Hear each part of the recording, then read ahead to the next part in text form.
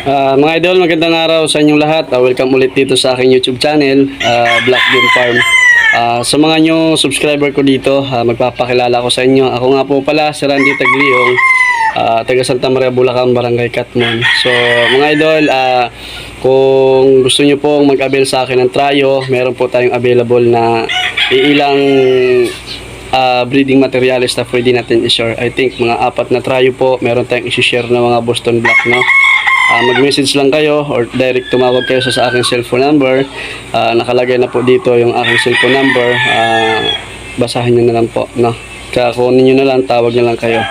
Ang transaction po natin mga idol is cash on delivery po. Wala po tayong transaction through GCash or bank to bank or any remittance mga idol, no? Para po ang gusto ko po kasi mangyari, hawakan nyo muna yung manok before nyo bayaran, no? So mga idol, pasensya na doon sa mga nagpapa-shoutout sa akin, hindi ko na shoutout. Pasensya na kayo ha. Medyo sobrang init lang talaga, and then marami akong ginagawa kasi alam nyo, talian ng early bird, talian ng mga local banded natin, kailangan asikasuhin natin. And then hindi rin po pwede na i-vlog ko ng i-vlog kasi nga po medyo pangit ang panahon ngayon, sobrang init, hindi tayo makakuha ng magagandang clip, no? So kita nyo, dito lang ako nagbo-vlog palagi, patambay-tambay lang dito sa aking breeding area kasi mahirap po magagala, sobrang init talaga, no? So maraming salamat pala kay Sir Jerry Tamayo, shout out sa iyo, at tumawag siya sa akin, isang OFW siya, gusto niya mag-avail ng breeding materials. So I hope makarating kayo din sa aking manokan, sir. And then doon sa mga nagpa-reserve or gusto mag-avail sa akin ng mga manok, mga idol, pasensya na kung hindi ko kayo mapagbigyan masyado ng panlaban sa ngayon kasi konti lang yung breed natin. So I hope maunawaan nyo ako mga idol. Bawi na lang tayo sa susunod pagka sobrang marami na production natin. I think nangarap ako mga idol na makapag-produce ako sa isang taon na kahit na 1,000 na stagman lang. Kaya lang sa facilities medyo alanganin pa tayo, no? So sa ngayon kasi kung ano lang yung kaya ko na suportahan, alagaan, yun lang po muna ang pinaparami ko.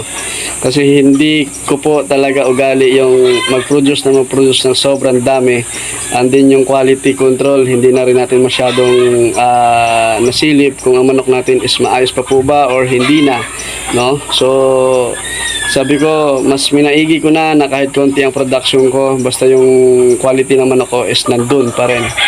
Kasi mahalaga yun sa buyer natin. Kasi yung mga buyer natin ngayon, sobrang sila na po. Sobrang sila na po talaga nila. Kaya dapat tayo, masila na rin po tayo. At saka panatili nating healthy ang ating mga alaga, no? Mga idol, dito sa aking manukan, sa mga nakakapunta na, nagpapasalamat ako sa inyo sa pag-visit sa aking manukan, no? Lalo na kay Engineery, taga Ilocosur siya, sobrang bait pumunta din sa aking manukan. Kay Attorney Carlos, maraming salamat din sa pag-visit dito sa aking manukan, no? So mga idol, ang ginagawa natin dito, kakatapos lang natin magpaligo kaya nakaligo na rin tayo. Tapos yung mga manok natin, hindi ko maipakita talaga sa inyo mga idol dito kasi alam nyo, sobrang ingat ako kasi marami ang mga gumagamit sa ating pangalan sa social media, alam nyo yun. Ako naman, para iwasan na may mga maluloko, hindi na ako nagpi-flex ng mga manok. Although sa feeds may makikita kayo, sa aking Facebook may makikita kayo. Ang Facebook ko nga pala, Randy Tagliong, 14k followers. And then sa aming page naman, Black Game Farm, makikita nyo rin yun, I think 19k followers. Follow nyo lang din yun mga idol para update kayo sa aking mga post doon, aking mga manok, para makita nyo rin, ha. So yun lang, magandang tanghali sa inyo mga idol. Yun lang ang update natin. Geng geng.